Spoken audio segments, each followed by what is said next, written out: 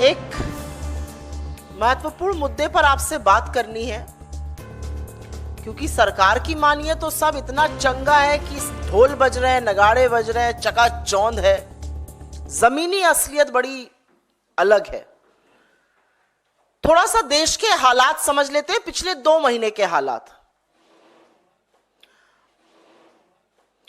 आगरा के एक तरुण थे, उनकी नौकरी चली गई, घर चलाने के लिए कुछ छोटा मोटा काम किया, कर्जा लिया, आर्थिक तंगी इस कदर बढ़ गई कि फंदे से लटकती हुई उनकी लाश मिली और पास ही बेटे और मां की भी लाश पड़ी थी।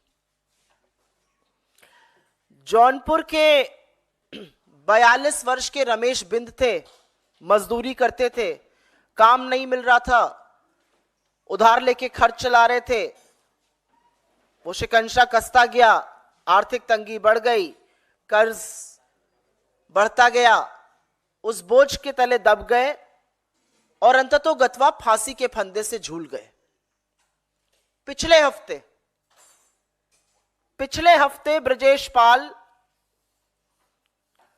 ने एक नोट लिखा और अपनी सारी डिग्रियां जला दी और कहा इन डिग्रियों का मतलब ही क्या है जब इनसे नौकरी नहीं मिलनी है, तंग आ चुका हूं।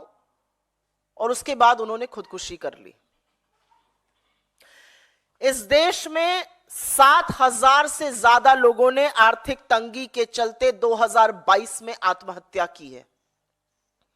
आज की तारीख में हर घंटे 2 किसान जान देने को मजबूर हैं। 40 नौजवान हताश होकर, निराश होकर अपनी जान ले रहे हैं रोज।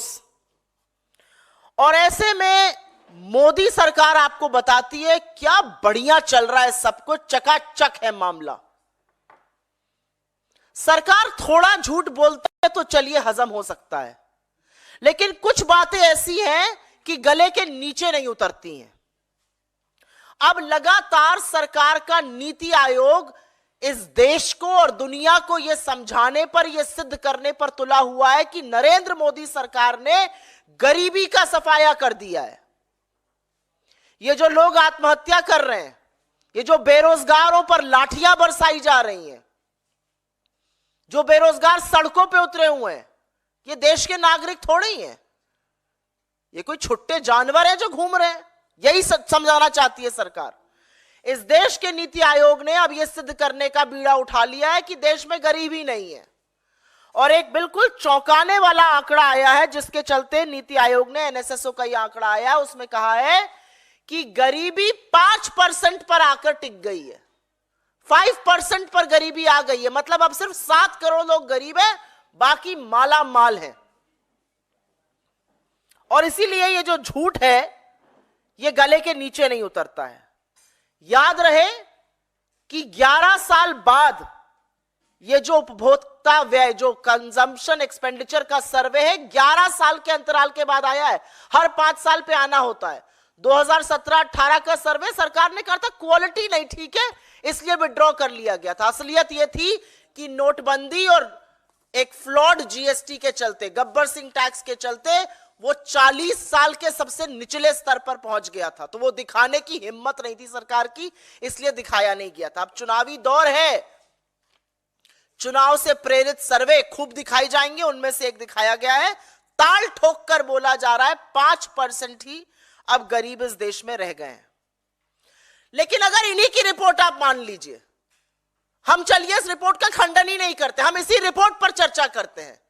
इसी रिपोर्ट की बाल की खाल अगर खोलने पे आ जाए तो देखिएगा असलियत क्या है। असलियत यह है कि इस देश के सबसे गरीब 5% लोग अपनी दिन की गुजर बसर सिर्फ और सिर्फ 46 रुपए रोजाना पर कर रहे हैं। उसमें उनका भोजन है, उसमें रोटी, कपड़ा, दवाई, पढ़ाई जैसी चीजें हैं। सिर्फ और सिर्फ 46 रुपए। यह असलियत है अगर इस सर्वे के मुताबिक ही चला जाए।